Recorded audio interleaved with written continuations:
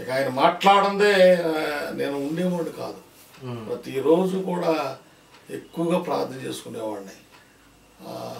ఇలా ప్రార్థన చేసుకుంటానికి, దేవుడితో సవాసంగా ఉండటానికి, దేవుడితో ఆ దర్శనం పొందుకుంటానికి కారణం, నాకు మారు మనసు అనుభవంలోకి నడిపించడానికి కారణం, నా పాపాలన్నీ కూడా ఇలా ఒప్పుకొని ఇలా ఉంటే దేవుడు మీతో మాట్లాడతాడని చెప్పడానికి కారణం అంత ఎవరంటే దైవజనులు మా ఆత్మీయ తండ్రి గారు ఏలీ గారు. వారి ద్వారాగా దేవుడి యొక్క నాతో మాట్లాడటం, ఆ అనుభవంలోకి నేను వెళ్ళటం, అవన్నీ తర్వాత నా జీవితం మార్పు చెంది అక్కడ నుంచి ప్రభువుని ఎక్కువ శాతంగా ఎలా వెంబడించాలి, ఎక్కువగా ప్రభువుతో ఎలా గడపాలి, ఎక్కువ ప్రార్థనలో ఉండేవాడిని. అదే చెక్కపల్లి దైవ స్వరూపి సవాసం చర్చిలో పాస్టర్ గారి దగ్గరే ఎక్కువగా ఆయనకి పరిచయం చేసుకుంటూ, ఆ దైవజనులు పరిచయం చేసుకుంటూ ఇక అక్కడే ఉండిపోయారు. మా బంధువుల్ని అందరినీ ఇక గ్రామంలో ఉండి ఇక వచ్చేసాను. అక్కడ ఆ గ్రామంలోనే ఉంటుందా? అక్కడ కిలోమీటర్ ఉంటుంది. అక్కడ చెక్కపల్లి గ్రామానికి ఈ చర్చి పాస్టర్ గారు ఉండే చర్చికి 1 కిలోమీటర్ పైన ఉంటుంది. అయితే అక్కడ ఉన్నగా నా గ్రామం అంతా కూడా అక్కడ అందరూ అంజులు, అందరూ కాపు గడపది అంతా కాపులు. అక్కడ ప్రభు అంటే ఎవరికి ఇష్టం ఉండదు. యేసు ప్రభు నమ్మిన వారన్నా లేకపోతే ఎవరైనా పాస్టర్లు వచ్చినా వాళ్ళు చాలా భయంకరంగా ఉంటారన్నమాట మనుషులు. అంటే వేళ్ళగా మాట్లాడతారు, వేళ్ళగా దైవజనులు అంటే వేళ్ళగా మాట్లాడతారు, కొంచెం అవమానకరంగా మాట్లాడతారు. అంటే యేసు ప్రభు ఎవరంటే ఒక అంటరాని వాడని, లేకపోతే ఒక కులానికి చెందినవాడని, ఏదో అమెరికా దేవుడని, అలాగా ఆ గ్రామం అంతా ఈరోజు కూడా చాలామందికి అలాగే ఉన్నారు. అందులో మార్పు ఎవరు లేదు. అందుట్లో మా ప్రభువుని తెలుసుకుంది కొద్దిగా, ఎంతోమంది కాదు, 1-2-3 ఉన్నాం అంతే. చెక్కపల్లి గ్రామంలో మేము ప్రభుని తెలుసుకుంది ఎవరంటే పురుషుల్లో ఎవరూ లేరు, నేనే పురుషుడిని.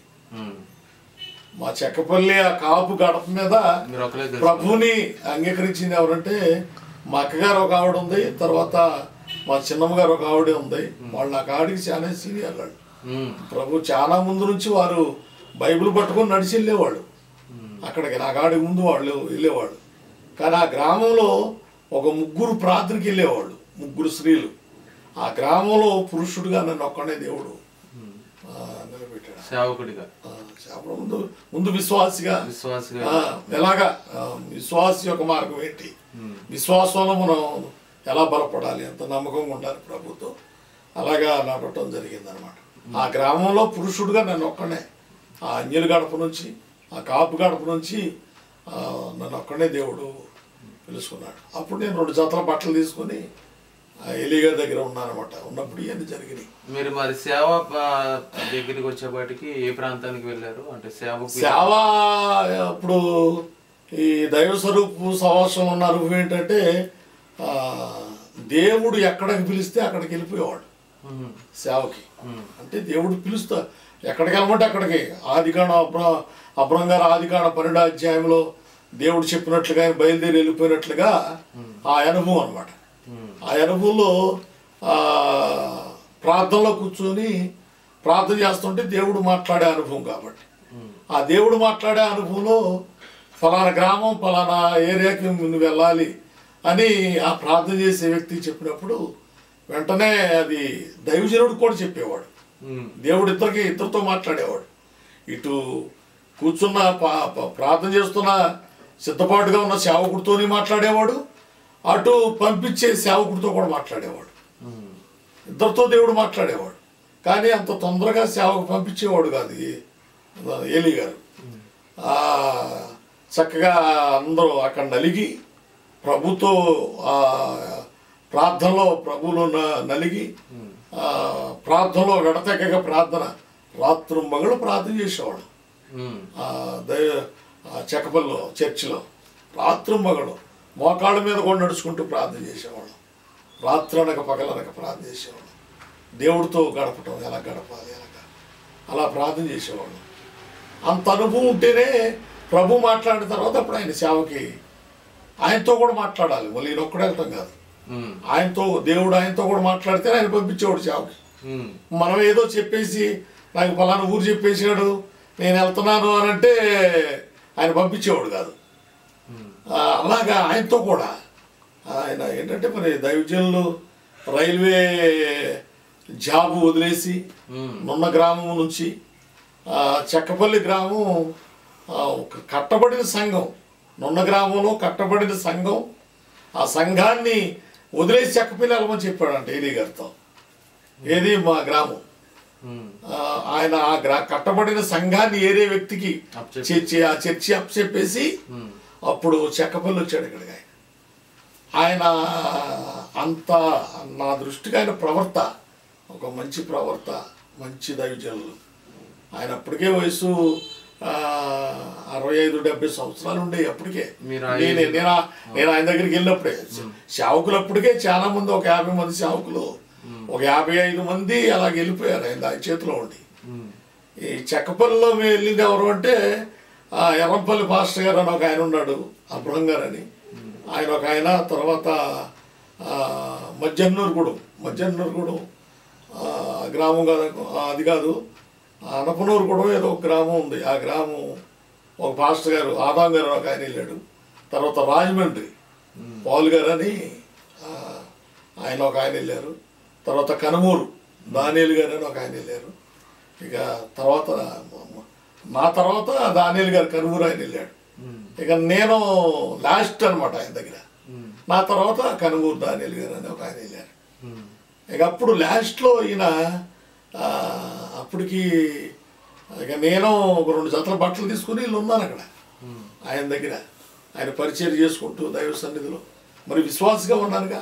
అప్పుడు సేవ ఏంటో నాకు తెలియదు, సేవ గురించి తెలీదు, అనుభవం లేదు నాకు. అప్పుడు ఆయన దైవజనులకి అక్కడ పరిచయం చేసుకుంటా, సన్నిధిలో పరిచయం చేసుకుంటా, బంధువులందరినీ అక్కడ వదిలేసి ఇక నేను వచ్చి అక్కడ పరిచయం చేసుకుంటూ, పాటలు నేర్చుకుంటూ, ప్రార్థన, ఇక దేవుళ్ళకి అక్కడే. మొదటి సమూయేలు గ్రంథంలో 3వ అధ్యాయము సమూయేలు గారు అంత భక్తుడిని కాదు కానీ నేను దేవుని సన్నిధిలో పరిచర్య ఎలా చేయటమో నేర్చుకున్నాను అక్కడ దైవజనుల దగ్గర. నేర్చుకొని అక్కడ ఇక ప్రార్థన చేస్తుంటే అక్కడ ఒక 1 సంవత్సరం పాటు ఉన్నాను అక్కడ. నేను 1 సంవత్సరం పాటు ఉన్నాను దైవజనుల దగ్గర. వారికి పరిచయం చేసుకుంటూ దేవుని సన్నిధిలో పరిచయం చేసుకుంటూ ఉన్నాను. తర్వాత అక్కడ మా బంధువుల్లో నుంచి వస్తుండేవాడు అక్కడికి ఈయన పోస్ట్ మ్యాన్ బంధువే ఆయన అవుతాడు నాకు. ఈయనకి మనీ ఆర్డర్లు వస్తుండే అయ్యగారికి. ఒకసారి ఆయన తీసుకొచ్చి మనీ ఆర్డర్ పోయే సమయంలో నేను అయ్యగారికి పరిచయం చేస్తాను. ఇది ఏలీ అయ్యగారికి. అప్పుడు కాళ్ళు ఎంత లావు ఉండేవి, మరి అప్పుడు వయసు పెద్ద అయిపోయింది. ఇక లాస్ట్లో నేను ఎంత ఉండేవి కాళ్ళు. ఆ కాళ్ళు గట్టి బండలాగా ఉండేవి అనమాట. ఆ కాళ్ళు నేను నొక్కుతుండేవాడిని. ఆ కాళ్ళు నొక్కే సమయంలో ఈయన వచ్చారు మా బంధువు మనీ ఆర్డర్ తీసుకొని. ఆయన కాళ్ళు నొక్కుతున్నాను అప్పుడు. ఈయన వచ్చి చెక్కపల్లి మా ఊరు వచ్చేసి మా తెలంగాణందరితో, మా కాపులందరితో చెప్పేశాడు, ఇంకేముంది గరిగండి పెద్దంజీ కొడుకు అక్కడ పలానా పాస్టర్ కాళ్ళు నొక్కేస్తున్నాడు అని చెప్తే మా అమ్మ మా నాన్నగారికి చెప్పారు. ఏది పెంచిన తల్లిదండ్రులు చెప్తే వాళ్ళు వచ్చేసారు. మా నాన్నగారు మా అమ్మగారు. నాన్నగారు ఒకసారి వచ్చాడు కానీ అమ్మగారు వచ్చేసి ఇక ఏలీ నాన్నగారిని ఇక ఆ మాట ఈ మాట రకరకాలుగా మా అబ్బాయిని మతం మార్పుడు చేసేస్తారా, మతంలో దించేస్తారా, అసలు అడుగు మీ దగ్గర ఇలా ఉంటున్నాడు కంటే ఆడు ఏం చేస్తే మీరు వాడు ఇలాగా మారిపోయాడు, ఇలాగ ఆకర్షింపడిపోయాడు అది ఇదని అమ్మగారు కొంచెం పాస్టర్ గారి మీద కొద్దిగా ఇదయ్యింది. అప్పుడు దైవజనులు ఒక మాట అన్నారు, ఏలీ గారు. నేను ఏమన్నారంటే, అమ్మ మీరు బాధపడమోకండి, మీరేం బాధపడవద్దు, మీ అబ్బాయిని ప్రపంచంలో దేవుడు వాడుకుంటాడు, మీరేం బాధపడమోకండి, గొప్ప దైవజనుడిగా చేస్తాడు, గొప్ప వ్యక్తిగా చేస్తాడు అని అన్నాడు ఆయన దైవజనులు ఏలీ గారు. మరి అప్పుడు నిజంగానే నాకు నేను చదువుకోలేదు, అసలు నేనేంటంటే చదువుకోలేదు. నేను రైతు వారి కుటుంబంలో ఉండి వచ్చిన వాడిని, నేను చదువుకోలేదు. చదువు లేనివాడు సేవ ఎలా చేయగలుగుతాడు అసలు? అవును కదా. ఎక్కడికి వెళ్తాం మన సేవకి? కేవలం దేవుడేగా. దేవుడు ఆ అనుభవం గొప్ప అనుభవం ఉండేది. ఆ దేవుడు మాట్లాడే అనుభవం, ఆయన చెప్పిన ప్రాంతంలోకి వెళ్ళి సేవ చేసే అనుభవం, అది బైబిల్లో అబ్రహం గారు ఎలా బయలుదేరాడో ఇక ఈ దైవజనుల దగ్గర తరబితి పొంది దేవునితో నడిపింపగలిగిన వాళ్ళు అలా వెళ్ళిపోవటమే తప్పనిసరిగా. ఇప్పుడు రాజమండ్రి పాల్ గారు ఉన్నారు, ఆయన గవర్నర్ ఆయన వాళ్ళ అన్నదమ్ములందరూ కలుగిస్తునేవాడు. అటువంటి ఆయన దేవుని సేవ పిలుపు వచ్చింది ఆయనకి. దేవుడు పిలిస్తేనే సేవ, అంతే. ఇక లేకపోతే సేవ లేదుగా. నువ్వు అంతకుడు వెళ్తే దేవుడు వాడుకోడు. దేవుని పిలుపు ఉండాలి. దైవజనులతో కూడా దేవుడు చెప్పాలి. ఏది ఏలీ గారితో కూడా, ఆ దైవజనుడితో కూడా దేవుడు చెప్పాలి, నా కుమారుడు సేవకు పంపించు అని. అంత లోతైన అనుభవం అన్నమాట, చాలా లోతైన అనుభవం. ఆయనకి ఆ రాజమండ్రి పాస్టర్ గారికి దేవుడు పిలుపు వచ్చి ఆయన రాజమండ్రి మల్లైపేట ఆ జీప్ మీద ఆయనకి కుమార్తె 2 కొడుకులు, చిన్న చిన్న పిల్లలు. ఆయన వెళ్ళి పంపించి సేవకు పంపించి వచ్చాం. ఇవాళ మంచి సేవ చేస్తున్నారు. మంచి భవిష్యత్తు. ఒక కట్టుకున్న బట్టలు, వాళ్ళు వండుకునే పాత్రలు, అంతవరకే, ఇంకేం లేదు. ఇవాళ ఉన్నతమైన అందరూ ఇప్పుడు ఎర్రంపల్లి వెళ్ళిన పాస్టర్ గారు అబ్రహ్మయ్య గారు కూడా ఉన్నతమైన స్థాయిలో దేవుడు. ఈ ఏలీ గారి చేతిలో ఉండి వెళ్ళిన దైవజనులు అందరూ కూడా ఒక ఉన్నతమైన స్థాయిలో వెళ్ళేవాళ్ళు. అందరూ కూడా కూలీనాలు చేసుకునేవాళ్ళే. అసలు ఇజ్జిలేని పామరులను దేవుడు ఎన్నుకుంటాడు ఆయన అన్నాడు కదా. అందరు ఇజ్జిలేని వాళ్ళే, అబ్బే అసలు ఎవరు చదువుకోలేదు. ఒక పల్లెటూరులో వీళ్ళు ఒక పని చేసుకుని బ్రతికేవాళ్ళు ఉండే మేము. అటువంటి వాళ్ళు దేవుడు ఒక మంచి పాత్రలుగా ఎన్నుకున్నాడు. మీ సేవ పిలిపి ఎలాంటిది? నా సేవ విషయం వచ్చేపాటికి నేను లాస్ట్లో ఆయన దగ్గర ఉంటుంటే ఆయన ఒక దర్శనం వచ్చింది ఆయనకి. ఏలీ నాన్నగారికి ఒక దర్శనం వచ్చింది. ఏంటి ఆ దర్శనం అంటే, ఆయన ఒక కొబ్బరి నూనె సీసా పట్టుకొని, ఒక బియ్యం మూట ఒకటి పట్టుకొని, అందుట్లో కొంత డబ్బులు పట్టుకొని నన్ను సేవకు పంపించేస్తున్నాడంట. నన్ను సేవకి ఆయనకు వచ్చిన దర్శనం అది. ఆయనకు వచ్చిన దర్శనం వచ్చిన తర్వాత పొద్దున్నే లేచి నన్ను వాటేసుకుని ఏడ్చేస్తున్నాడు. ఏలీ గారు ఏడ్చేస్తున్నాడు. ఏం నాన్నగారు ఎందుకు ఎడుతున్నారంటే, నాన్న నిన్ను ఇక నీకు సేవ పిలుపు వచ్చేసింది, నువ్వు కూడా నన్ను వదిలి వెళ్ళిపోతున్నావు అంటే. లాస్ట్లో నేను ఉన్నాను ఆయన దగ్గర, ఆయన పరిచయం చేస్తున్నాను. ఆయనకు అన్ని ఆలన పాలన అన్నీ నేను చూసుకుంటున్నాను. ఆయన అలా చూసుకుంటా ఉన్నాను అన్నమాట. ఇక ఈ దర్శనం ఆయనకు వచ్చేపాటికి ఇక ఆయన వాటేసుకొని ఏడ్చేస్తున్నాడు. నువ్వు కూడా వెళ్ళిపోతున్నావు నాన్న యాకోబు, నువ్వు కూడా నన్ను వదిలేసి సేవకి వెళ్ళిపోతున్నావు అన్నాడు. తర్వాత ఆయనకు ఆ దర్శనం వచ్చింది. తర్వాత నా యొక్క విధానాన్ని బట్టి నేను వివాహ విషయంలోకి వచ్చేపాటికి మరి కాపుల కుటుంబం నుంచి వచ్చాను కదా, మరి నాకు వివాహం ఎలాగా కుదరదు కదా. మరి ఏలీ నాన్నగారు కూడా ఎవరిని నాకు వివాహ విషయంలో ఆయన ముందుకు రాలేదు. అంటే పెద్దోడైపోయాడు ఆయన. ఆయన భారం ఆయన మూసుకోలేకపోతున్నాడు. ఇంకా నన్నేం చూడగలుగుతారు ఆయన. అప్పుడు వివాహ విషయంలోకి వచ్చేపాటికి ఏలూరు నేను ఇప్పుడు మీ అమ్మగారిని చేసుకున్నాను అనమాట.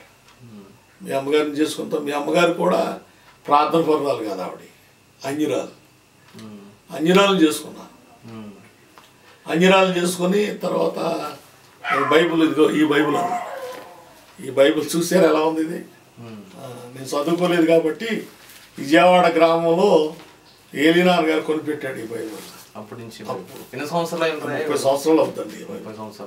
సంవత్సరాలు ఈ బైబుల్ తీసుకొని 30 సంవత్సరాలు. ఎందుకు చూపించారంటే కొద్ది గుర్తింపుగా చూపించాను. బైబుల్ చదవంతో ఒప్పుకునేవాడు కాదు. చదువుకోలేనివాడికి చదువు ఎలా వచ్చిందని కొన్ని ప్రశ్నలు వేస్తాను నన్ను. చదువుకోలేదు కదా, ఎలా దేవుని జ్ఞానం అంతే. ఇక ఆయన నేర్పాడు అది. అలాగే ఒకటి ఇక బైబుల్ బాగా ఎక్కువ చదవాలి. దేవుడు ఎక్కడో నాకు సేవ ఇవ్వబోతున్నాడు, ఎక్కడ నేను ప్రసంగం చేయాలి, సువార్త చేయాలి, వాళ్ళకి వాక్యం చెప్పాలి. వాక్యం చెప్పాలంటే నా దగ్గర చదువు లేదు, నువ్వు నాకు నేర్పాలి అని ప్రభుని అడిగేవాడిని. నువ్వు నాకు నేర్పాలి ప్రభు అని. అలాగా ఎక్కువ శాతం దైవజనులు కొనిపెట్టిన ఆ బైబిల్ని ఎక్కువ శాతం చదువుకుంటూ ఉండేవాడు. బాగా చదువుకునేవాడు, రాత్రు మగడు చదివేవాడు. అలాగా నేను వివాహ విషయంలోకి వచ్చేపాటికి ఏలీ గారిని వదిలేసి మాయగారు వాళ్ళు ఏలూరు సంబంధం చూస్తే అప్పుడు ఏలూరు ఈ బైబిల్ పట్టుకొని కట్టుకున్న బట్టలతో ఏలూరు వచ్చేసాను. గ్రామాన్ని చెక్కపల్లి గ్రామాన్ని వదిలేసి ఏలూరు వచ్చేసాను. ఏలూరు వచ్చి మీ అమ్మగారిని చేసుకున్నాను. మీ అమ్మగారు చేసుకున్న తర్వాత మీ అమ్మగారి విషయంలో నేను ప్రార్థన చేస్తుంటే ఆవిడ పూజ చేస్తుండే. మరి ఆవిడ అంజనాలు కదా, మీరు మారారు, నేను మారాను, ఆవిడ మారలేదు. ఇక ఆవిడ పూజలు నేను ఎటెళ్ళా ఒంటరిగా వెళ్ళాల్సి వచ్చేది. ఇక్కడ ఏలూరు వచ్చాను. నా భార్య వాళ్ళు కూడా ఉన్నవాళ్ళే కాదు, లేని వాళ్ళు, బాగా పేదవాళ్ళు. అప్పుడు నేను వివాహం చేసుకున్న తర్వాత ఇక్కడికి వచ్చి ఇక నా భార్యని పోషించుకుంటూ ఇక అలాగే ఉండేవాళ్ళు అన్నమాట. అయితే ఈ సేవ విషయంలోకి వచ్చేపాటికి వీళ్ళెవరు పట్టించుకోలేదు. మీతో సహవాసం దైవ స్వరూప సహవాసంలో ఎవరు కూడా నన్ను ఇన్వాల్వ్ అవ్వలేదు. కొంత చిన్న చూపు చూడటం ప్రారంభించారు.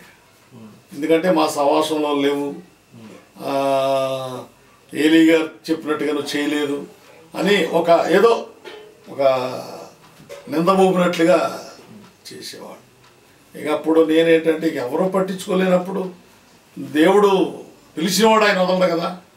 అప్పుడు నేను ఏలూరు ప్రాంతంలో నాకు ఒక సవాసం కావాలి, అంటే సవాసం అంటే ఒక నాయకుడు కావాలి.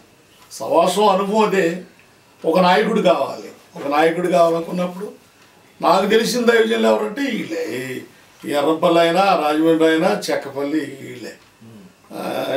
ఏలూరులో ఒక నాయకుడు, నా పైన ఒక నాయకుడు కావాలి, ఒక దైవజనుడు కావాలి అని ఏలూరులోనే పేరు ప్రతిష్టలు పొందిన దైవజనులతో వెళ్ళాను ఇక్కడ సవాసం.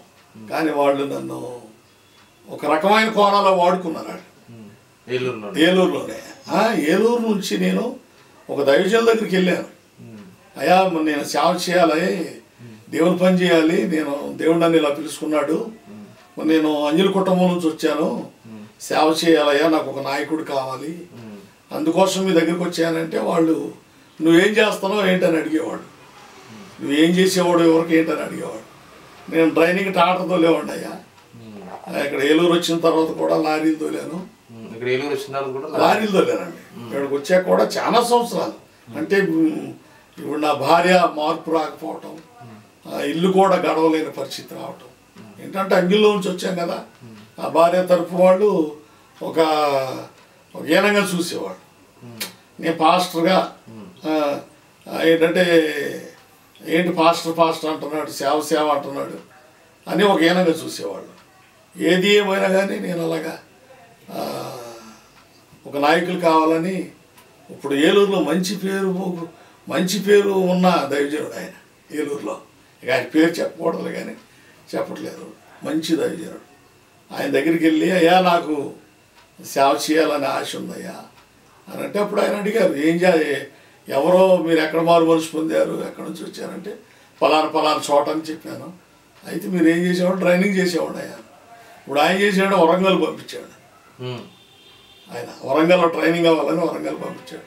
అప్పుడు నువ్వు చిన్నపిల్లోడివి, అప్పుడు ఎంతో వయసు ఉండదు, ఒక సంవత్సరం పాటు వయసు ఉంటుంది నీకు చిన్నపిల్లోడివి.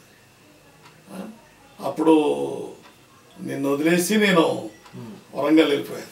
అమ్మనే నిన్ను వదిలేసి వెళ్ళిపోతే అక్కడికి వెళ్ళాక వాళ్ళు ఇక ట్రైనింగ్ లేదు, ఏం లేదు. వాళ్ళకి ఒక వ్యాన్ ఉంది అక్కడ, స్కూల్ వ్యాన్. ఇక ఆ వ్యాన్తో రీటం మొదలు పెట్టారు వాళ్ళు. ఇక నన్ను డ్రైవర్గా వాడుకుంటున్నారు అక్కడ. ఒక నేను సేవ పిలుపు మీద సేవ చేయాలని నేను వెళ్తే వాళ్ళు డ్రైవర్గా వాడుకుంటున్నారు. ఏడవటం అక్కడ.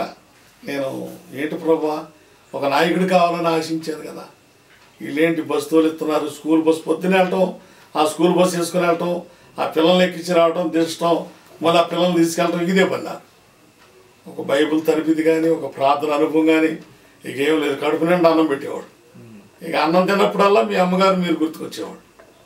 ఏంటి ప్రభా, నా స్థితి ఏంటి ఇలా అయిపోయింది, బంధువులు అలా వదిలేసుకున్నాను, ఇటు భార్య బిడ్డను కూడా వదిలేసుకున్నాను, ఇక్కడికి వచ్చి ఈ తిండికేనా నేను వచ్చింది, ఇక్కడికి ఈ తిండి కోసం కాదు కదా ప్రభు అని వచ్చిందని అలా ఏడ్చేవాడు. అలా ఏడ్చి కొంతకాలం అక్కడ తర్వాత ఇక వచ్చేసాను. ఇక అక్కడ ఇక ఆ పరిస్థితులు నాకు నచ్చక ఏలూరు వచ్చేసాను. ఏలూరు వచ్చిన తర్వాత ఇక అలాగే ఏదో కొద్దిగా ప్రార్థన చేసుకుంటూ మరి కనీసం ఇల్లు అద్దె కూడా కట్టుకోలేని సొంత ఏర్పడిపోయాను. అప్పుడు ఎంత అద్దె 100 రూపాయలు అద్దె ఏలూరులో. ఆ ఇల్లు కూడా మాకు ఇచ్చేవాడు కాదు. ఆ ఇల్లు కూడా ఆ 100 రూపాయల అద్దె కూడా ప్రార్థన చేయనిచ్చేవాడు కదా అసలు. ప్రార్థన చేయనిచ్చేవాడు కాదు.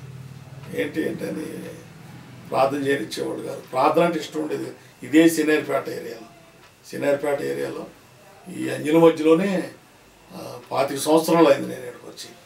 అంజల మధ్యలోనే అందరూ తెలుసు. ఇప్పుడు అందరూ పాస్టర్ గారిని గౌరవిస్తుంటారు, కానీ ప్రభు ఏంటో వాళ్ళకి తెలుసు, కానీ రాలేరు. అలాగా ఇదే ప్రాంతంలో 100 రూపాయలు అద్దెకుండి సేవానుభూలు కొంతమంది సేవకులతో సేవ చేయాలని ఒక తపన నాకు. ఎందుకంటే అక్కడ వేసుకున్న పునాది సేవ. ఎక్కడైనా సేవ చేయాలి, కొన్ని ఆత్మ రక్షించాలి, వాక్యం చెప్పాలి, కొన్ని ఆత్మ రక్షించాలి, సాక్ష్యం పంచుకోవాలి అనే ఒక తపన ఎక్కువగా నాలో ఉండేది. అప్పుడు మీ అమ్మగారిలో అంత అనుభవం లేదు. మీ అమ్మగారు కూడా అంత ప్రార్థన అనుభవం ఉండేది కాదు. మీ అమ్మగారు మాట్లాడడానికి కూడా ఒక సాక్ష్యం ఉంది. మీ అమ్మగారు అసలు మారేది కాదనమాట. అయితే ఆవిడ కూడా ఒక సాక్ష్యం ఉంది. ఏంటి ఆ సాక్ష్యం అంటే, నీ గాడికి ముందు అన్నయ్య పుట్టాడు. నీ గాడి ముందు అన్నయ్య పుట్టి 7 నెలల్లో అమ్మ 7 నెలలు డెలివరీ అన్నయ్య చనిపోయాడు. కడుపులోనే చనిపోయాడు. కడుపులో చనిపోతే ఆ బాబుని చూసి మీ అమ్మమ్మగారు ఎంతో ఏడ్చిందట. బాబు పోలికలన్నీ నాకులాగే ఉన్నాయని ఏడ్చి బాధపడింది. అప్పుడు చాలా పేదరికం కుటుంబం మాది. మందు బాగా ఏముండేది కాదు. కనీసం కరెంటు కూడా ఉండేది కాదు. దేవుడితో ఉండేవాళ్ళం. ఇక్కడ ఒక గదిలో ఉండేవాళ్ళం అన్నమాట. ఆ కష్టాలు అవన్నీ, ఆ ఇబ్బందులు అవన్నీ మీ అమ్మగారు చూడలేక మన దగ్గరికి వచ్చి ఉంది. మన దగ్గర కొంతకాలం మన దగ్గర మా నాన్న పాలన చూసుకుంటా. అంటే అమ్మ ఒక్కతే బాగా గార్భంగా పెరిగింది ఆవిడ. బాబు చనిపోవడంతో ఇక అమ్మ ఇలాగ ఉంటుందని అమ్మమ్మ గారికి మన దగ్గరికి వచ్చి అమ్మమ్మగారు మన దగ్గర ఉండేది. ఆవిడ చాలా కష్టజీవి. అమ్మమ్మగారు చాలా కష్టజీవి. టాపీ పని చేసేది, టాపీ పనికి వెళ్ళేది, కూలికి వెళ్ళేది. ఆ డబ్బులు తీసుకొచ్చి అమ్మకి ఏమి లేకపోయినా పెట్టేదన్నమాట. చాలా ఇదిగా చూసుకునేది అమ్మని. తర్వాత అమ్మ నేను ప్రార్థన చేసుకున్నాను. అన్నయ్య ఎప్పుడైతే చనిపోయాడో ఇక నేను ఏంటి ప్రభువా, నా స్థితి నువ్వు మాట్లాడేవాడు కదా, నాతో మాట్లాడావు కదా, నేను ఇక్కడికి ఎందుకు వచ్చాను, నా స్థితి ఏంటి, నా బిడ్డ వాళ్ళు ఇలా అయిపోవడం కారణం ఏంటి, అది నీకు ఇష్టమని ప్రార్థన చేస్తుంటే కొన్ని దినాలు జరిగిన తర్వాత మళ్ళీ కుమారుని ఎక్కడైతే నాకు చెక్కపల్లి గ్రామంలో కాపాడ్డాడో తెల్ల వస్త్రాలు వేసుకొని ఆయనే ఆ బిడ్డను తీసుకొచ్చి, ఆ బిడ్డను నేను చూడలేదు అసలు. ఆ బిడ్డని ఇలా ఎప్పుడైతే ఆ మాట చెప్పాడో ఇక నేను లేచి మీ అమ్మగారికి, మీ అమ్మమ్మ గారికి, పాస్టర్లకి, వీళ్ళకి అందరికీ చెప్తున్నాను సాక్ష్యం. నాకు దేవుడు మగబిడ్డనిస్తున్నాడు. ఎవరు నమ్మట్లా. నాకు దేవుడు చెప్పాడు మగబిడ్డనిస్తున్నాడు. ఆ దర్శనం చూసి అందరితో చెప్తున్నాను. ఇక మగబిడ్డ అని చెప్తున్నాను, ఇక ఆడపిల్ల అని చెప్పట్లేదు, మగబిడ్డ అని చెప్తున్నాను.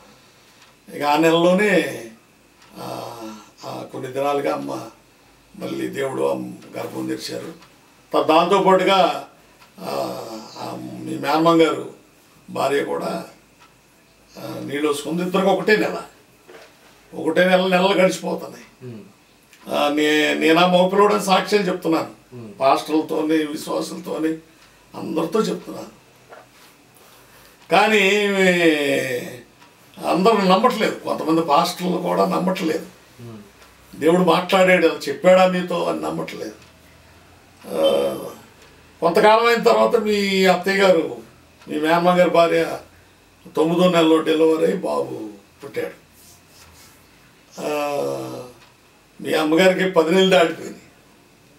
10 నెలలు దాటే కూడా ఈవిడికి నొప్పులు రావట్లా. 10 నెలలు దాటితే ఆడపిల్ల పుడుతుందంట అని అనుకుంటారు. 10 నెలలు దాటితే ఆడపిల్ల పుడుతుందని అనుకుంటారు. 9 నెలలు పుట్టిన వాళ్ళు మగపిల్లలో, 10 నెలలు దాటిన వాళ్ళు ఆడపిల్ల అని అనుకుంటారు. 10 నెలలు దాటిపోయింది. దాటిపోయినప్పటికీ వీళ్ళందరూ కూడా సత్యనారాయణ అంటే ఆడ అంజలి కాబట్టి అలా అన్నారులే. సత్యనారాయణ మోపిలోడు అన్నాడు, ఆడపిల్ల పుడుతుంది అని అంది. ఇప్పుడు మీ అమ్మమ్మ గారు ఏమందంటే నా కొడుకు కోడ పుడుతుందని ఈవిడు సంతోషపడుతుంది. మీ అమ్మగారు ఏమంటుందంటే ఎందుకు అలాగ మాట్లాడటం అని మీ అమ్మగారు కూడా విశ్వాసం వచ్చేసింది. అప్పుడు ప్రార్థన చేస్తుంటే ఆ రాత్రి దేవుడు మాట్లాడితే అప్పుడు మీ అమ్మగారికి నొప్పులు ఆరంభమై ఆశ్రమ హాస్పిటల్లో పెద్ద ఆపరేషన్ చేసి నిన్ను తీశారు. అప్పుడు నువ్వు పుట్టినప్పుడు 4 కేజీలు ఉన్నావు. తలకాయ పుడుతుంతోనే తలకాయ నిలబెట్టుకొని ఉన్నావు. అది నా దేవుడు ఎప్పుడు కూడా నాకు మాట ఇచ్చి తప్పలేదు ఆయన. ఎప్పుడు మాట మా అమ్మగారితో మీ అబ్బాయిని దేవుడు బలంగా వాడుకుంటాడు అన్నాడు. అలాగే వాడు కూలీనాలిక కొడవలు పట్టుకొని గొడ్లు పట్టుకొని పార పట్టుకొని బ్రతికిన జీవితం ఇది. పరిశుద్ధ గ్రంథాన్ని చేత పట్టుకొని అనేక ప్రాంతాల్లో వాక్యం మీకు ఎవరు నేర్పించారు? అబ్బే ఎవరూ నేర్పించలేదండి. నేను ఎక్కడ తరిపిది అవ్వలేదు, ట్రైనింగ్లు అవ్వలేదు, ఎవరూ నేర్పించలేదు. దేవుని పరిశుద్ధాత్మ నడిపింపు, దేవుని జ్ఞానం ఇక అంతే. రెండోది ఏం లేదు. మోకాళ్ళ అనుభవం, బైబిల్ ఎక్కువ చదువుకుంటాం, స్వార్థికుడిగా అలాగా దేవుడు మహాకరం బట్టి కొంతమంది పాస్టర్లని. ఇప్పుడు ఒక ఆయన వెళ్తే ఇలా చేశాడు, ఇంకొక ఆయన ఎందుకంటే ఎక్కడైనా దేవుని పనే అనుకుంటే వెళ్ళిపోయేవాడిని. ఏదో రకంగా అన్యుల్లో నుంచి వచ్చాం కదా, దేవుని నామానికి అవమానం రాకూడదు, మనం సేవ చేయాలి, పలానోడు సేవ చేస్తున్నాడు పలానా చోట అని మన వెనకాల నా స్వజనులు ఒక ఇదిగా ఉండాలి అనే ఉద్దేశంతో నేను కొంతమంది సేవకుల దగ్గరికి వెళ్ళి అడిగేవాడిని. అయ్యా మరి మీరు మాకు నాయకులుగా కావాలి, మీ పనిలో నన్ను పనివాడిగా పెట్టుకోండి అని అడిగేసేవాడిని. నేను మీ సేవలో నన్ను వాడుకోండి అయ్యా, మీకు ఎక్కడన్నా మీరు వెళ్ళని సంఘాలు ఉంటే నాకు చూపించండి అయ్యా అని బతిలో ఆడుకునేవాడిని, అడిగేవాడిని. నాకు ఎవరూ లేరయ్యా, దేవుడు ఉన్నాడు. నా బంధువులు దూరం అయిపోయారు, అందరూ దూరం అయిపోయారు, ఉంది నా భార్య, నా కొడుకు, నేనే. మీరు ఎక్కడికి పంపితే అక్కడికి వెళ్ళిపోతానయ్యా నేను అనే తపనతో బాగా అడిగేవాడిని అందరిని. నువ్వు చిన్నపిల్లడు అప్పుడు వెళ్ళి అడిగితే వాళ్ళు రమ్మనేవాడు. ఒక ఆయన ఉన్నాడు పాస్టర్ గారు, ఆయన కూడా మంచి పేరు గల ఆయనే, ఏలూరు ఆయనే. నీకు నెలకి 1000 రూపాయలు ఇస్తాం జీతం, పలానా చర్చి ఉంది, అక్కడికి వెళ్ళి మీరు సేవ చేయడం. అది వైర్ల ఇక్కడ మన ఏలూరు పక్కన, ఏలూరు కాలేజీ పక్కన ఉంటుంది వైర్ల అని. ఆ సన్నిధి మూతవేయబడిన సన్నిధి, అసలు అక్కడ ఊరు లేదు, ఇల్లు లేవు, ఏమి లేవు అన్నమాట. ఆ సన్నిధి మీకు అప్పచెప్తాం, మీరు చేసుకోండి అన్నాడు ఆయన. నెలకి 1000 రూపాయలు జీతం ఇస్తాను అన్నాడు. సరే దేవుని పని కదా అని మీ అమ్మ, నేను, నువ్వు చిన్నపిల్లడివి, ఒక సైకిల్ ఉండేది, ఓటు సైకిల్, చిన్న ఓటు సైకిల్ ఉండేది. ఆ సైకిల్ మీద క్యారేజీ మీద వెనకాల నేను కూర్చోబెట్టుకొని ఈ శనివారపేట నుంచి నడుచుకుంటా వెళ్ళేవాడు. ఆ రోడ్డు నడుచుకుంటా ఆ వైలు కాడికి వెళ్తే ఆ చర్చిలో ఎంత లోతులు ఉండేవి అనమాట. ఇది చీమల పుట్టలు, ఎంత ఎత్తున ఉండేవి చీమల పుట్టలు. అప్పుడు మీ అమ్మగారు అవన్నీ పక్కకు ఊడ్చేసి ఆదివారం అక్కడ నేను, మీ అమ్మ, నువ్వే, ఎవరు మనుషులు వచ్చేవాడు కాదు, ప్రార్థన చేసుకుంటూ వెళ్ళేవాడు. ఆ టైంలో ఇంటి కూడా ఈ 100 రూపాయలు అద్దె కట్టుకోలేని పరిస్థితి. అప్పటికి అన్నం తినక చాలా దినాలు అయిపోయింది. నీకు ఎవరన్నా గిద్దరు బియ్యం ఇస్తే అవి ఉండి పెట్టి నీకు పెట్టేది. అమ్మ నేను తినక చాలా అయింది అని, చాలా అంటే కొన్ని రోజులు అయిపోయింది, గడవని పరిస్థితి. అప్పుడు ఇంటెద్ది కూడా కట్టలేని పరిస్థితి వచ్చినప్పుడు ఇంటికి ఆయన వచ్చి ఇంటెద్ది కట్టాలంటే అది ఇది అని ఆయన అడగటం, తర్వాత అమ్మ బాధపడటం, చేసే అప్పుడు లారీ డ్రైవర్గా చేశాను నేను. 12 రాష్ట్రాలు తిరిగాను లారీ డ్రైవర్గా, 12 రాష్ట్రాలు. ఏలూరు వచ్చిన కొత్తలో అనమాట. ఏలూరు పూర్తి సేవకు వచ్చాను. సేవకు వచ్చిన తర్వాత ఉన్న పరిస్థితులను బట్టి కొన్ని రోజులు లారీ డ్రైవర్గా తిరిగాను. తిరిగినప్పుడు ప్రభు ఏమన్నాడంటే ఏ లారీ అయితే తోలుతున్నావో ఆ లారీ కింద తిరగబడి ఆ లారీ కింద పడి చచ్చిపోతావు అన్నాడు. దర్శనంలోనే నువ్వు ఏ లారీ తోలుతున్నావో ఆ లారీ కింద నువ్వు పడి చచ్చిపోతావు అన్నాడు. ఇక నాకు భయం పుట్టేసింది. ఎందుకంటే ఇప్పుడు వరకు దేవుడు మాటలన్నీ కూడా జరుపుకుంటూ వచ్చాయి, ఏది తప్పిపోలా. ప్రవర్త నోట పలికిన మాట దానికి ప్రతిఫలం పొందుకుంటాడని లేఖనంలో ఉంది. దైవజనుడు చెప్పిన మాటను బట్టి నాకు చూపించిన దర్శనాన్ని బట్టి మొత్తం నెరవేరుకుంటూ వస్తున్నాయి. అలాగా లారీ మానేయటం జరిగింది, లారీ స్పీడ్ మానేయటం జరిగింది.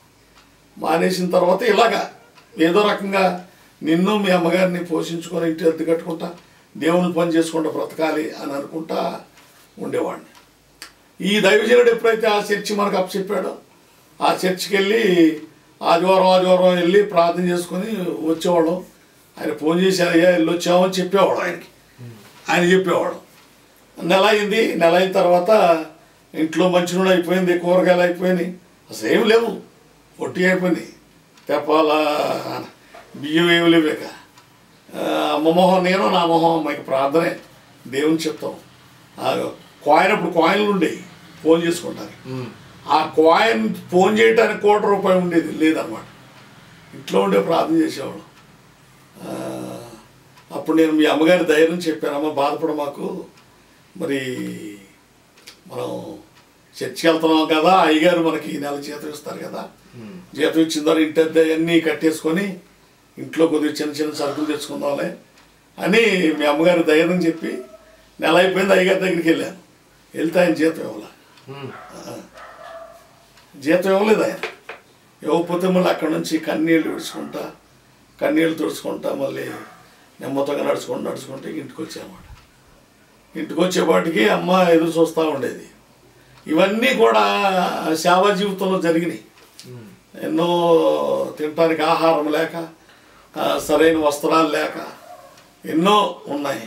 అయితే దేవుని పని చేయాలి, వస్త్రాలు కాదు తిండి కాదు, కానీ దేవుని పని నమ్మకంగా చేయాలి, నమ్మకస్తులుగా మనం ఉండాలి అని ఇలాగ ఒక్కొక్క దైవజనుడు నేను, అయ్యా మీరు మాకు నాయకులుగా ఉండాలి, అయ్యా మీ పరిచర్లో మీ పనిలో ఎక్కడో చోట ఒక మూల నాకు ఏదైనా పని అప్పు చెప్పండి అయ్యా అని వాళ్ళ దగ్గరికి వెళ్తే వాళ్ళ నుండి ఈ విధానాలు బయటపడుతుండేవి. అప్పుడు ఎందుకంటే అప్పుడు బాధపడుతూ ఉండేవాడిని, చాలా బాధపడేవాడిని. సరే ఏదేమైనా అలాగ కొంతకాలం కొంతమంది సేవకుల్ని, మరి ఒక సేవకులు కాదు కొంతమంది సేవకుల్ని వెంబడించాను. ఆ ఏడుది గ్రామంలో ఒక పాస్టర్ గారు ఉన్నాడు. ఏడుదనే గ్రామంలో, ఆ ఏడుదనే గ్రామంలో నువ్వు చిన్నపిల్లోడు, అప్పటికి చిన్నపిల్లోడు. ఆ ఏడుదనే గ్రామం మీ అమ్మగారిని నిన్ను ఎప్పుడు పెట్టుకొని ఆ పాస్టర్ గారు రమ్మంటే వెళ్ళాను. ఆడకెళ్తే ఆ పాస్టర్ గారు అమ్మ వాళ్ళకి పరిచయం చేసేది అక్కడ. ఇది అమ్మగా ఆ పాస్టర్ గారి బట్టలో మడత పెట్టడం అని, లేకపోతే ఆ అంట్లు తోవటం అని, వాళ్ళకి వండి పెట్టడం అని అమ్మ వాళ్ళకి లోన అక్కడ పరిచయం చేసేది. ఈయన వెనకాల పరిచయం చేసేవాడిని. ఈయన వెనకాల అలా పరిచయం చేస్తుంటే కొంతకాలం ప్రార్థన చేస్తుంటే కొన్ని రోజులు అయిపోయింది, అక్కడ గడిచింది. ఒక దిన ఆయన ఇన్సర్ట్ చేసుకుంటాడు, ఆయన ఇలాగ ఇన్సర్ట్ చేసుకుంటాడు. ఎక్కడో ఒకసారి ప్రార్థనకి వెళ్తుంటే నేను కూడా ఇన్సర్ట్ చేసుకున్నా. నేను ఆయనతో పర్సనాలిటీగా ఉండేవాడిని, ఆయన హైట్ ఉండేవాడిని, ఆయనలా పర్సనాలిటీగా ఉండేవాడిని. ఇన్సర్ట్ చేసుకున్నాను. ఇన్సర్ట్ చేసుకుంటే అందరి ముందు తిట్టేశాడు. ఇక నీకు చదువు సంజయ్ లేదు, ఏమి లేదు, నీకు హింసట తీసే అన్నాడు. అంతే. కళ్ళ ఉంట పడపడబడి నీళ్ళు ఖర్చుకున్నా, బెల్ట్ తీసేసుకున్నా, మామూలుగా వేసుకున్నాను. ఆయన వెనకాల వెళ్ళాను. ఇక అలాగా కొంతకాలం అలాగ నడిచాను ఆయనతో. నడిస్తే రంపసోడవరం దగ్గర ఒక గ్రామం, రంపసోడవరం దగ్గరలో ఒక గ్రామం, అదేదో ఊరు నాకు ఇప్పుడు గుర్తు రావట్లేదు. ఆ ఊర్లో సుమారు చేయడానికి నన్ను పంపించేవాడు. ఆ ఊర్లో పెడదామని ఆయనంత ఖచ్చితంగా ఛార్జీకి ఇచ్చేవాడు డబ్బులు. ఇక మళ్ళీ సోడాకి కానీ టిఫిన్ చేయడానికి కానీ ఏముండేవి కావు. చిల్లర డబ్బులు, కానుక డబ్బులు చిల్లరలు వస్తాయి కదా, ఆ చిల్లర డబ్బులు కానుక వెళ్ళి రావడానికి ఖచ్చితంగా ఛార్జీకి ఇచ్చేవాడు. ఇక అలా తీసుకెళ్ళి అలా వచ్చేవాడు అనమాట. అలాగ అక్కడ ఇచ్చిన కానుకలు తీసుకొచ్చి ఈయనకి నమ్మకంగా చెప్పేవాడు. అలాగుండేవాడు. కొంతకాలం ప్రార్థన చేస్తుంటే ఆయన ఇచ్చిన వస్త్రాలు నేను వేసుకునేవాడిని. ఆయన పాత వస్త్రాలు ఉంటాయి కదా, అవి నేను కట్టుకునేవాడిని, వేసుకునేవాడిని. పాస్టర్ గారు పాత చీరలా అమ్మ కట్టుకునేది. ఇక నీకు బట్టలు లేవు, నీకు బట్టలు లేకపోతే అప్పుడు అక్కడ ఏబు గారు అని ఒక ఆయన ఉంటాడు, చౌదరి గారు. ఆయన ఆ ఏడుది గ్రామంలో ఏబు గారు అని ఒక ఆయన ఉంటాడు. ఆ చర్చిలోకి వచ్చి ఆయన మా స్థితులు చూస్తున్నాడు. ఆయన అమ్మ పాస్టర్ గారి చీరలు కట్టుకుంటాం, నేనా పాస్టర్ గారి బట్టలు నేను వేసుకుంటాం, నువ్వా బట్టలు లేనివాడుగా నువ్వు ఉంటావు. ఆ ఏబు గారు చూసి, ఆ ఏబు గారు మేనరుడు ఉన్నాడంట, నీ ఎంత సైజు కుర్రోడు. ఆ మేనరుడు వేసుకున్న బట్టలన్నీ ఒక 5-6 జతలు తీసుకొచ్చి నీకు ఇచ్చాడు, నా దగ్గర తీసుకొచ్చాడు. అయ్యా మీకు ఇష్టమైతే మీ బాబుకి వేయండి అయ్యా అని. అయ్యా నీకు లూజ్ అయిపోయింది పడుకునేవాడు అనమాట. రోడ్డు పక్కన ఒక చిన్న పాక ఉండేది, ఆ పాకలో చిన్న పాక, ఆ పాక నిండా ఉండేవి, ఇది మన పక్షులు పెంటలో రెంట్లు అవి ఉండేవి. ఆ పాక కింద ఉరిగడ్డ వేసుకొని, ఆ ఉరిగడ్డ మీద సాప్ వేసుకొని ఆ సాప్ మీద పడుకునేవాడు. రోడ్డు పక్కనే, రోడ్డు మీద వెళ్ళే వాహనాలు దుమ్మంతా ఇక ఆ పాకలోనే ఉండేది. నిన్ను మధ్యలో పడుకోబెట్టుకొని అమ్మ అటువైపు నేను ఇటువైపు పడుకొని అప్పుడు ఇద్దరు ముచ్చరించుకునేవాడు.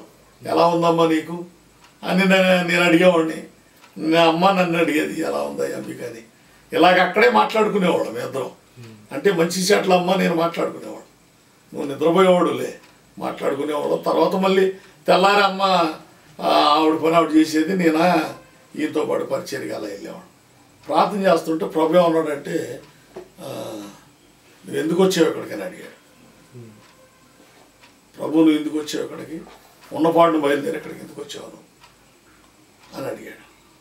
అడిగితే అప్పుడు ఏంటి ప్రభా ఇప్పుడు వెళ్ళిపోవటం ఎలాగా అని నేను ప్రార్థన చేస్తున్నాను, మీ అమ్మగారితో చెప్తున్నాను, రాత్రి దర్శనం వచ్చిందమ్మా నాకు, ఇలా కాపాడింది, మరి ఏం చేద్దాం ఏంటంటే తొందరపడమోకండి ఆలోచించండి.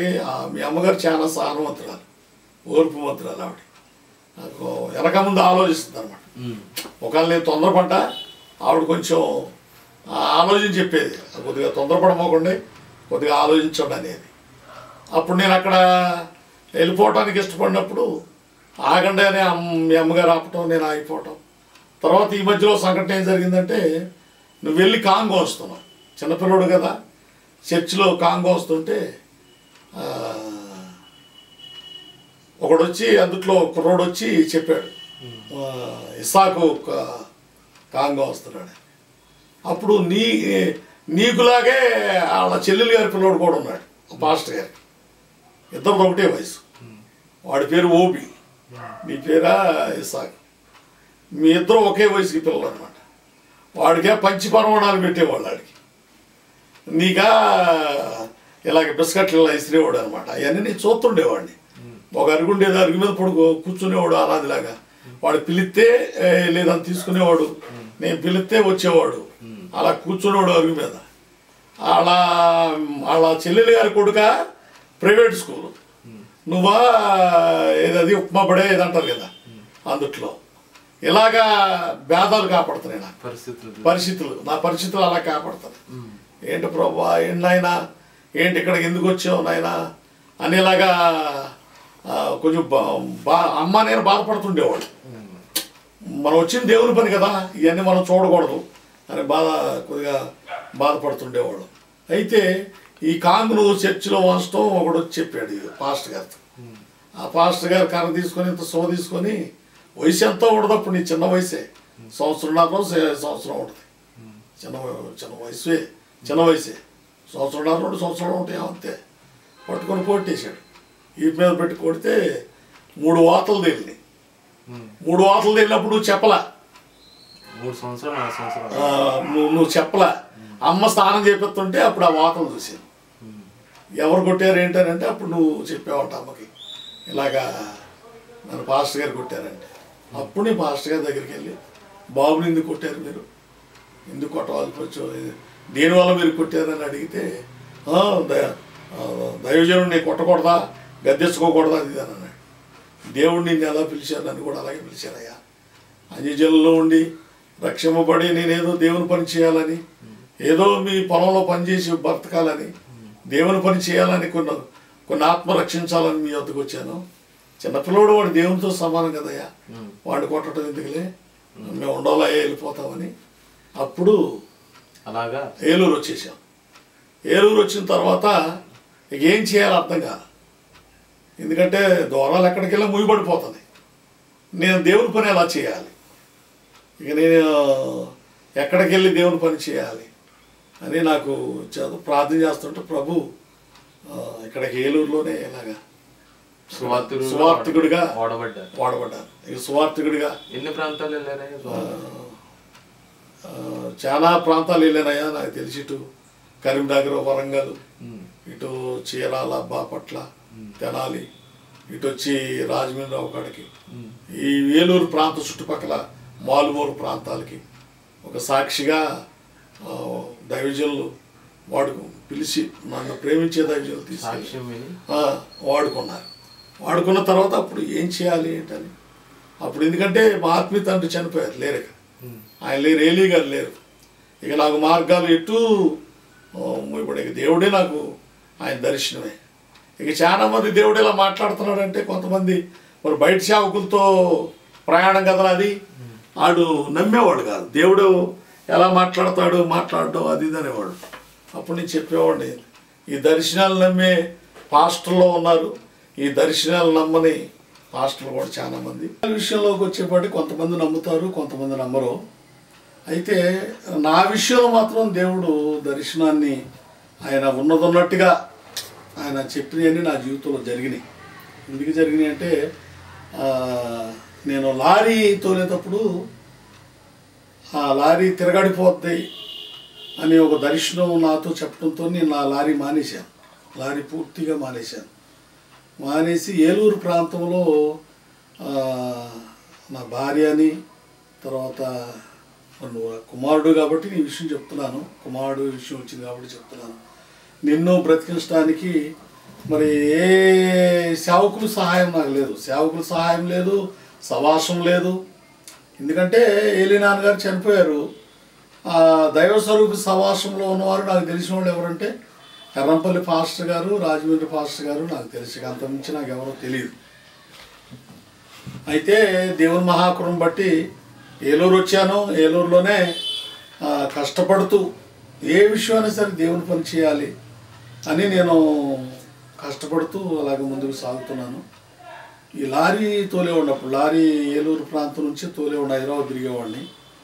ప్రభు చెప్పాడు, సేవ నేను చేయట్లేదు పూర్తిగా, దేవుని పిలిచాడు సేవకు నేను ఇక్కడికి ఏలూరు వచ్చిన తర్వాత నాకున్న పరిస్థితులను బట్టి, ఇబ్బందులను బట్టి ఇక నేను మళ్ళీ వృత్తిలోకి లారీ తోలాలని మళ్ళీ నేను లారీకి వెళ్ళాను. లారీకి వెళ్తే ప్రభు మాట్లాడాడు నాతో, ఏంటంటే ఏ లారీ అయితే తోలుతున్నావో ఆ లారీ తిరగబడిపోతే దాని కింద నువ్వు మరణిస్తావని చెప్పాడు. చెప్తే నేను భయం పుట్టేసింది, నాకు చాలా భయం పుట్టేసి ఇక నేను లారీకి వెళ్ళకూడదని ఏలూరు ప్రాంతంలోనే ఆటో, రోజుకి రెంటకి తీసుకునే ఆటో తోలాలని తోలితే ఆటోని బ్రేక్ ఇన్స్పెక్టర్లు పట్టుకునేవాడు, దానికి పైన వేసేవాడు. అలాగే నష్టం వచ్చేది ఆటో మీద. తర్వాత కూరగాయలు కూడా అమ్మాను.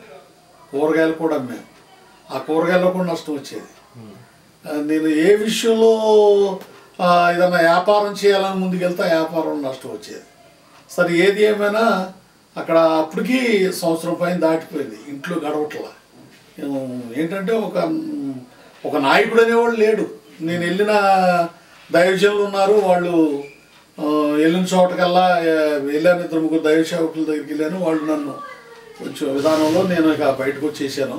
ఇక ఏలూరులో ఏది ఏమైనా సొంతంగా ప్రభు పిలిచాడు కాబట్టి, ప్రభు మాటను బట్టి నేను నిలబడాలి అనే ఆశతో ఏదో పని చేస్తూ దేవుని పని చేయాలి, సువార్థికుడిగా వాడబడాలని ఒక ఆశతో నడుస్తున్నాను. చాలా కష్టాలు వచ్చాయి, తినటానికి తిండి లేక, తర్వాత నిన్ను మీ అమ్మగారిని పోషించలేక చాలా ఇబ్బందులు పడ్డాను. అయితే దేవుని యొక్క మహాగోప బట్టి లారీకి వెళ్ళాను. ఆ దర్శనం వచ్చిన తర్వాత భయం వేసి మానేశాను. లారీకి వెళ్ళాలనుకుని ఇదే ఏలూరు ప్రాంతంలో కోపరపొలం అనే గ్రామం ఉంది. ఆ కోపరపొలం కాడ కొబ్బరి బొండాలు లోడు హైదరాబాద్ తిరిగేవాళ్ళం. కొబ్బరి బొండాలు లోడ్ వేసుకొని హైదరాబాద్ వెళ్తున్నాను. హైదరాబాద్లో అన్లోడ్ చేసి మిరియాలు కూడా ఎంటీగా వస్తున్నాను లారీ వేసుకొని. అప్పుడు ఇదే బైబిల్ చదువుతున్నాను నేను. ఈ బైబిల్ చదువుతున్నాను. ఈ బైబిల్ చదువుకుంటా కేంద్రకి లారీ ఇచ్చాను నేను. కేంద్ర తోలుతున్నాడు. ఈ బైబిల్ చదువుకొని కేంద్ర స్థానంలో నేనున్నాను. హైదరాబాద్ దగ్గరలో చిట్యాల అనే గ్రామం ఉంది. ఆ గ్రామం దగ్గర పెద్దకాపర్తి అనే గ్రామం ఒకటి ఉంది. ఆ గ్రామం కాడికి వచ్చేప్పటికి యాక్సిడెంట్ అయ్యింది. అదే ట్రిప్. అదే భయంతో వెళ్ళాను. దేవుడు దర్శనం ద్వారాగా అదే లారీ కింద నువ్వు పడి చచ్చిపోతావు అన్నాడు. దాన్ని బట్టి నేను భయంగా వెళ్తే ఒకవేళ నాకు ఈ నష్టం వస్తుందేమో అని ఇంట్లో పరిస్థితులను చూడలేక వెళ్ళాను. వెళ్తే అదే ట్రిప్లో నాకు పెద్దకాపర్తి గ్రామంలో కేంద్రం వెళ్ళి ఒక తుఫాన్ వ్యాన్ వస్తుంటే దాన్ని కొట్టేసాడు. ఆ వ్యాన్ వెళ్ళి అంత దూరం సైడ్లో పడిపోయింది. ఇప్పుడంటే హైవే రోడ్లు అయిపోయినాయి. అప్పుడు సింగిల్ రోడ్లు అనమాట. అసలు డెవలప్ లేని గ్రామాలు. రోడ్డు పక్కన ఒక పెద్ద రాయి ఉంటే ఒక టైర్లు కొట్టు రాళ్ళు మీద ఒక టైర్లు కొట్టు పెట్టుకుని ఉంటారు. రాళ్ళు వేసుకొని పాకలు వేసుకుంటారట. ఈ లారీ వెళ్ళి ఆ టైర్లు కొట్లు తగిలింది. ఆ రాయి వెళ్ళి ఆ టైర్లు కొట్టు పంచర్ వేస్తున్న వాడి మీద పడేది. అతను తలకాయ పగిలిపోయింది. మరి అతను బతుకున్నాడో చచ్చిపోయాడో నాకు తెలియదు. వెంటనే ఆ గ్రామంలో జనం అందరూ కమ్ముకున్నారు. ఒకసారి కమ్ముకొని అక్కడ అదే ఒక లారీని ఒక డ్రైవర్ని కేంద్రాన్ని సజీవదాహం చేసేసారంట, కాల్చేసారంట. ఆ ప్రాంతం భయంకరమైన ఊరు అది. అక్కడే ఇది జరిగింది. ఇది జరగటంతో కేంద్ర పరారైపోయాడు. ఇక నేను ఒక్కడిని బైబిల్ పట్టుకొని కూర్చున్నాను. ఇక అందరూ వచ్చి నన్ను డ్రైవర్గా అనుకుంటలేదు. బైబిల్ ఉందిగా చేతిలో, డ్రైవర్గా అనుకుంటలేదు. పారిపోయాడు. తర్వాత ఈ పోలీసులు వెంటనే వచ్చేసి నన్ను తీసుకెళ్ళి చిట్యాల పోలీస్ స్టేషన్లో పెట్టారు. చిట్యాల పోలీస్ స్టేషన్లో నన్ను ప్రత్యేకంగానే ఉంచారు. ఎస్ఐ గారు నన్ను అడిగాడు ఏంటనంటే అప్పుడు నేను ఇలా దేవుని పిలుపు ద్వారా సేవ చేయాలనుకున్నానయ్యా, కానీ నా కుటుంబ పరిస్థితిని బట్టి ఇలా ఉద్యోగం చేయాల్సి వచ్చింది. కానీ దీనివల్ల నాకు ఇలా జరిగింది. ప్రభు నాకు ముందే చెప్పాడు ఇలా జరిగిద్దని, కానీ నేను వినలేదయ్యా, ప్రభు మాట వినలేదు, ఇలా జరిగిందా అని చెప్పాను. చెప్తా ఇది ఎస్ఐ గారు ఒక ప్రత్యేకంగా ఒక ఇది లాడ్జీలో ఒక రూమ్ ఆయనే మాట్లాడి ఆ రూమ్లో నన్ను ఉంచాడు. అంటే తెల్లారి రమ్మన్నాడు. రాత్రిపూట అక్కడ ఉంచాడు ఎస్ఐ గారు. ఎందుకు ఉంచాడంటే ఆయన కూడా దేవుని కుమారుడే. ఆయన కూడా సాక్ష్యం తిన్న తర్వాత ఆయన నన్ను ఇచ్చేసాడు. తర్వాత అక్కడ నేను కొన్ని రోజులు ఉండటం జరిగింది. తర్వాత బెయిల్ తీసుకొచ్చారు. బెయిల్ని బట్టి బయటకు వచ్చాను. నా లైసెన్స్ క్యాన్సిల్ అయిపోయాను. లైసెన్స్ క్యాన్సిల్ అయితే అప్పుడు ఏలూరులో ఏం చేయాలో ఇక నాకు తెలియదు. ఇక లారీ తోలే అవకాశం, లైసెన్స్ లేదే లారీ తోలకూడదు. అప్పుడు ఏం చేయాలి? అప్పుడు ఇవన్నీ ఈ కూరగాయలు అమ్మటం, ఈ ఆటోలు తోవటం, ఇవన్నీ చేశాను. తర్వాత ఎక్కడికి ఏం చేసినా ఇది లేదు. అది ఒకటంటే స్వార్థికుడిగా తిరిగాను. ఒక సంఘం కట్టాలి, ఒక ఆత్మను రక్షించాలి అన్న దృష్టి నాకు రాలా. కానీ ఎవరొకరు చేతిలో సేవ చేయాలి, ఎవరొకరు మంచి నాయకుడి చేతిలో ఉండాలి అని ఏలూరులో ఇప్పుడు చెప్పాను కదా ఇందాక, మంచి పేరు వచ్చిన దైవజనులు ఉన్నారని. ఇప్పుడు ఆయనతో వెళ్ళాను వరంగల్. తర్వాత ఏడిది గ్రామం మన పాస్టర్ గారు ఒక ఆయన ఉన్నారు అక్కడ, ఎవరైనా నక్కా జోసఫ్ గారు, ఏడిది గ్రామం నక్కా జోసఫ్ గారు, ఆయన దగ్గరికి వెళ్ళాను. ఇలాగా తర్వాత కొన్ని సంఘటనలు ఇలాగ కొన్ని అవమానాలు పడ్డాను. వెళ్ళిన కాడ అవమానాలు పడి మళ్ళీ వెనక్కి తిరిగి రావటం. తర్వాత నన్ను పిలిచిన వాళ్ళు కూడా కొంతమంది, నాకు తెలిసిన వాళ్ళు కూడా నన్ను అవమానపరిచారు.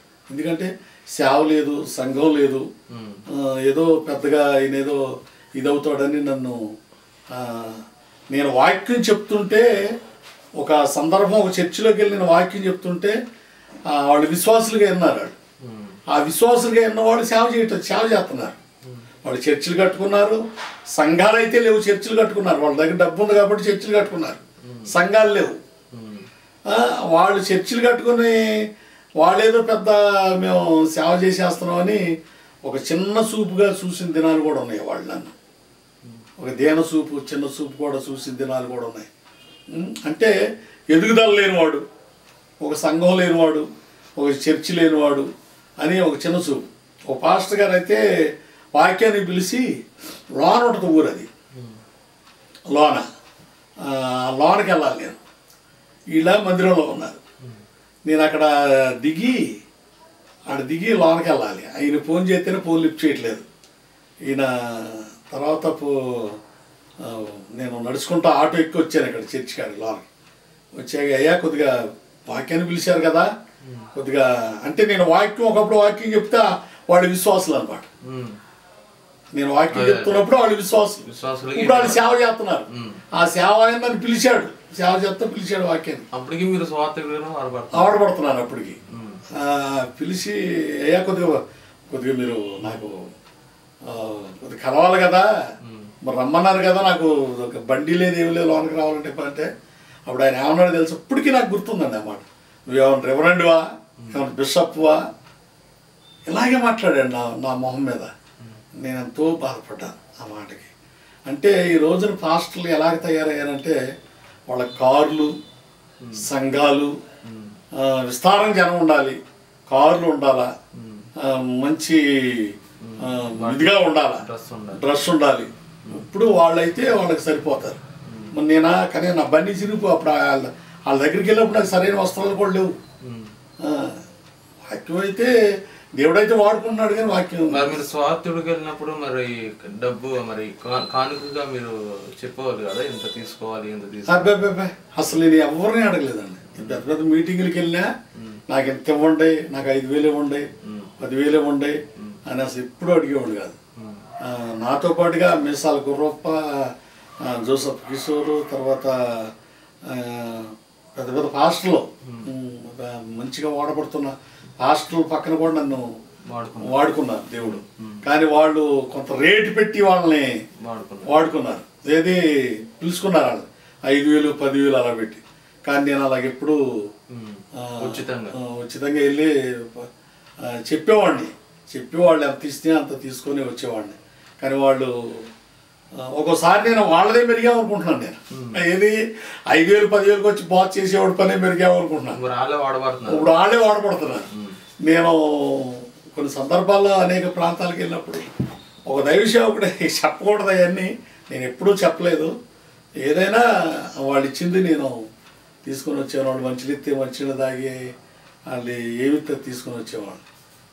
వాళ్ళు ఖచ్చితంగా ఇచ్చేసేవాడు. మళ్ళీ వాళ్ళ ఇంటి తక్కువ అయితే వాళ్ళ ఇంటికి వెళ్ళి ఫోన్ చేసేవాళ్ళు అంట ఆ సేవకులు, నాకు 4,000 ఇచ్చేవాడి 5,000 ఇవ్వలేదు ఏంటని. నేను ఎప్పుడూ అలా చేయలేదండి. కానీ మరి ఏంటో ఈ ప్రపంచం వాళ్ళనే చూస్తుంది ఎక్కువగా. దేవుని సేవలని ఎప్పుడూ తీయమని నేను ఎప్పుడూ అడగల. పిలిస్తే వెళ్ళి సాక్ష్యం వాక్యం చెప్పి వచ్చేసేవాడిని. అంటే దేవుని పని అంటే నాకు అంత ఆశ. నేను ఇంతమంది దైవ సేవకులను కొంతమంది చూశాను, కానీ ఇప్పుడు నేను చూసి మంచి దైవజనులు నా విధానంగా కొంచెం మంచితనంగా నడిచే దైవజనులు నేను ఇప్పుడు చూస్తున్నాను. ఆయన జపనీ శాస్త్రి గారే నా మనసులో పడింది ఏంటంటే ఆయన నిజంగా ఆయన చెప్పే మెసేజ్ నాకు కొంచెం నేను వింటుంటాను.